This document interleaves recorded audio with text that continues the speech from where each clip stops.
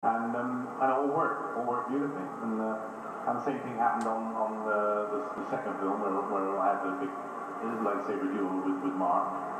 We used to go and practice merrily away together, and sometimes the stunt director was there to watch, other times he wasn't. And then eventually the lightsaber duels started getting very dangerous. You know, they were up on high canters and things like this, and they brought a stuntman in for me.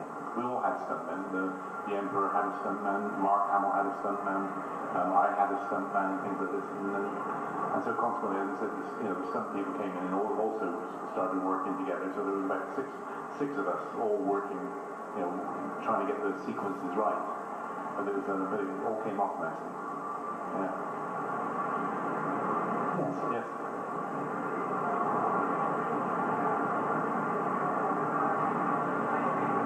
Yeah, the question there is, when they did the special edition of the Star Wars, the trilogy, why didn't I play the part of Boba Fett? Well, number one reason, it was very much a last-minute thing that Boba Fett would be included, certainly in Star Wars, which again I feel very flattered about, that they thought so much of him that he's in Star Wars. And it was someone working at Lucasfilm, they suddenly had the idea of, we need a shot of Boba Fett. Where's the costume? Oh, it's upstairs. Put it on, and it was done. I was working in England in the theatre, so I probably couldn't have done it anyway. And when it came to the Return of the Jedi, there was more footage with him being the sort of ladies' man, tickling the chin and all that. I probably would have grabbed her chin and thrown her backwards, but that's me. But I don't feel bad about it. They did let me know that it was going ahead, and I just felt how nice it is that they thought so much of the character that it was slotted in, to the first one, and they've added a little bit more. And it didn't worry me, and I sent a message to Don Bees, who was working at ILM, and I sent a message to say it was a very nice performance, Don, but not quite menacing enough. So hopefully he's got the message right. I think actually when it comes to actors who play masked characters, or when you come to these masked roles, you are what we call dispensable. Nobody in the film business is indispensable, and as I said, if they're over in America and they want somebody to do a Darth Vader scene, for instance, it's much cheaper, obviously, to get somebody in America, some big guy, to dress up as Darth Vader and let him do the Darth Vader scene, or a particular scene, or something small that they need, rather than flying me all the way over from England to Los Angeles to do the filming. It's a question of finance all the time. If they can get something done cheaper than it will cost them for instance, to fly me over, then I'm afraid that the dollar always wins. Yeah, but I'm the cheapest actor in the world. They could flown me out there, in some old cargo plane. I would have done it for nothing. Well, not nothing, but I mean, very little. No, it was one of those things. It just was done, but again, I have to say I feel very lucky that he's still there. There's a presence there. And I always thought that the Return of the Jedi, the very ending with the Ewoks and they're all dancing, everything's fun. And you always think that you should be in the film longer. The camera pans round the trees, and suddenly coming out of the trees is the helmet of Boba Fett right at the end of the film. Well, that was my theory, but George didn't see eye to eye with it. I see eye to eye with it. How nice it would be. Yeah. Right, another question. Any more? Yes. Not really. No, not really. I can't remember anybody eating the side of each other or anything like this. No, I think everybody got on well. People always ask the question. It's quite funny at conventions. No, please. It's not funny. This is very serious. Please. Thank you. I used to ask the question. She's off. Yeah, I'm sorry. No. Sorry. Nurse. Is there a nurse? No.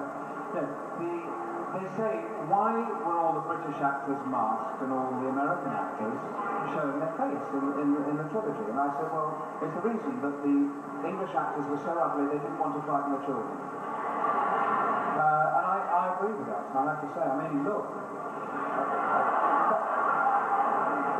And that's probably the reason. But no, there was never, we all got on very well, and it was you were a tiny little pebble in a huge ocean, really, with special effects and this magnificent story that he wrote.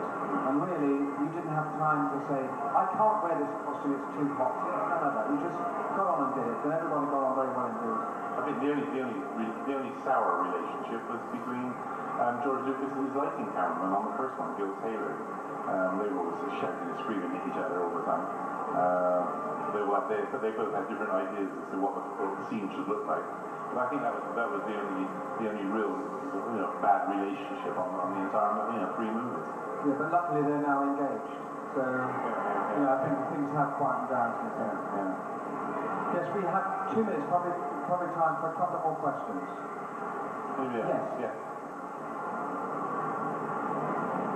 Any bloopers? 20 bloopers? I had a good one. They tried to make do a similar entry in Empire Strikes Back as I had in Star Wars.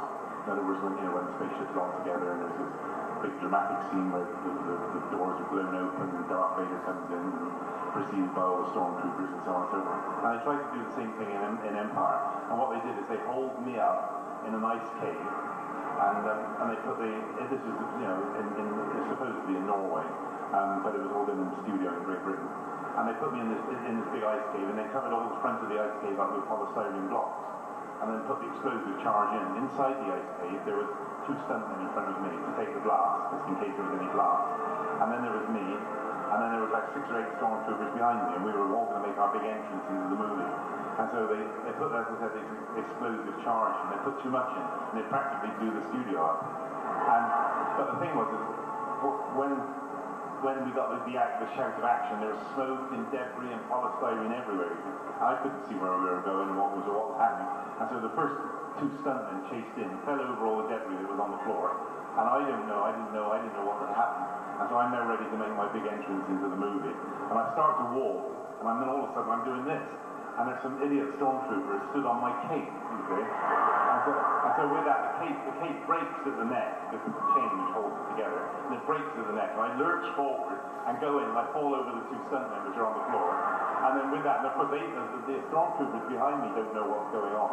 And as I said, there's all this smoke and debris everywhere. And you get about 6 stormtroopers all chasing in after me, and they all pile in on top of this huge great mound of bodies all over the floor. But we had to say, we shot it again a couple of times, and I managed to get it right. Yeah. No, but there were never any bloopers with Boba Fett, because he was so cool. Thank you. He just glided over the floor, so unfortunately I can't tell you any stories about bloopers. I'd love to say he fell over all the time. Well, I did once. That was an early rehearsal, not trying to train up his effect. But basically, everything was very smooth. It was nice.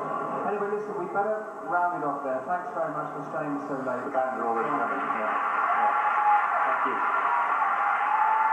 Thank you very much. Thank you.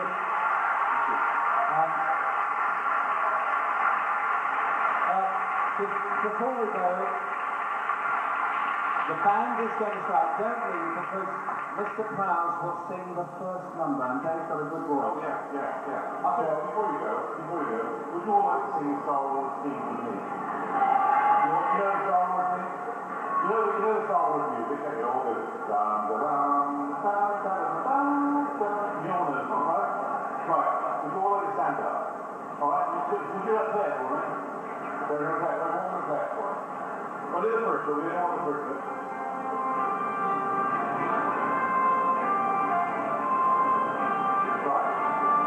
That's the music. No, that's enough. That's the music. Where it goes, Star Wars, make me a fortune, pay off the mortgage, bought me a car.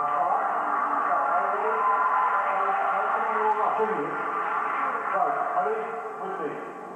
Star Wars, made me a fortune, paid off the mortgage, bought me a car. Thank you very much. Thank you.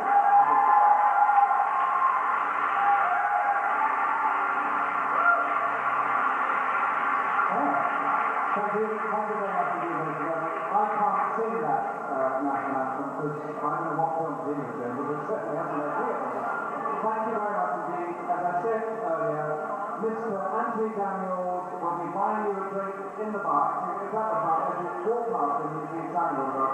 Just mention what drink you like, and he would like to pick up the tab. Thank you very much.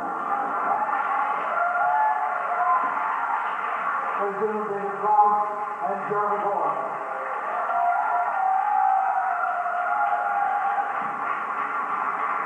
Before we